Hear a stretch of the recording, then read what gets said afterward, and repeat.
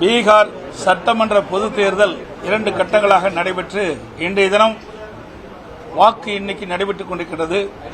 தேசிய ஜனநாயக கூட்டணி 208 இடங்களில் முன்னிலை வகிப்பதாகவும் இந்தியா கூட்டணி 28 இடங்களில் முன்னிலை வகிப்பதாகவும் தொலைக்காட்சியில் வந்த செய்தி. இன்றைய தினம் தேசிய ஜனநாயக கூட்டணி மிகப்பெரிய வெற்றி பெற்று சாதனை படைக்க உள்ளது.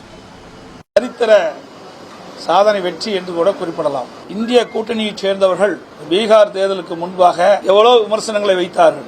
SIR நடைபெறுகிறது ஒரு மோசடி என்றெல்லாம் குற்றம் சுமத்தினார்கள். SIR பணி என்பது உண்மையான வாக்காளர்கள் தேர்தலிலே அவர்கள் பங்கு பெற வேண்டும் என்ற அடிப்படையில் தான் SIR பணி மேற்கொள்ளப்பட்டது. ஆனால் இந்திய கூட்டணியைச் சேர்ந்த கட்சிகள் எல்லாம் திமுக உட்பட பல்வேறு விமர்சனங்கள் செய்யப்பட்டன. அதையெல்லாம் மீறி இன்றைய தினம் தேசிய ஜனநாயக கூட்டணி சுமார் 208 இடங்களில் முன்னிலை வைத்து மிகப்பெரிய வெற்றி பெற உள்ளது.